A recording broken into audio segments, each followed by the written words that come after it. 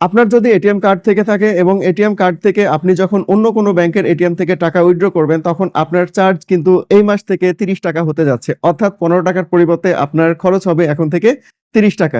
সুপ্রিয় দর্শক, এই কথা শুনে আপনি ভয় পাবেন না। অপেক্ষা করুন, ভিডিওটা দেখুন, তাহলে জানতে পারবেন সবকিছু। ধরুন আপনার একটা এটিএম কার্ড রয়েছে, সেটা সোনালী ব্যাংকের হতে পারে অথবা অন্য কোনো ব্যাংকের হতে পারে। আপনি সেই কার্ড ব্যবহার করে আপনি ওই ব্যাংক ছাড়া অন্য ব্যাংকের এটিএম থেকে টাকা উইথড্র করবেন। তাহলে কি হতো? টাকা উইথড্র করার জন্য প্রতি ট্রানজ্যাকশনের পেছনে খরচ হতো আপনার 15 টাকা। বাট এই টাকাটা এখন পরিবর্তিত হয়ে 30 টাকা হবে এবং এটা কার্যকর হবে ফেব্রুয়ারি মাসের 20 তারিখ থেকে। অর্থাৎ এটিএম কার্ডের পেছনে আপনার খরচটা কিন্তু বেড়ে যাচ্ছে। তবে এখানে কিন্তু শেষ কথা না। শেষ কথা আরো আছে। সেই শেষ কথাগুলো কেমন? ধরুন আপনি পরপর 5 টি ট্রানজ্যাকশন যদি করে থাকেন 20,000 করে অথবা 20,000 এর নিচে যেকোনো অ্যামাউন্ট যদি আপনি ট্রানজ্যাকশন করে থাকেন, 5 টা পর্যন্ত কিন্তু 15 টাকাই থাকবে। অর্থাৎ আগে 15 টাকা ছিল, এখনো 15 টাকাই থাকবে 5 টা ট্রানজ্যাকশন পর্যন্ত।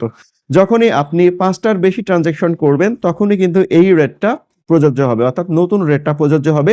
সেক্ষেত্রে আপনার রেটটা হবে কিন্তু 30 টাকা। সো আপনার যদি এটিএম কার্ড থেকে থাকে এবং এটিএম কার্ডের যদি আপনি অন্য কোনো ব্যাংকের এটিএম থেকে যদি আপনি ট্রানজ্যাকশন করে থাকেন, তাহলে সেই ক্ষেত্রে কিন্তু আপনাকে বাড়তি সতর্কতা এই মাস থেকে অবলম্বন করতে হবে।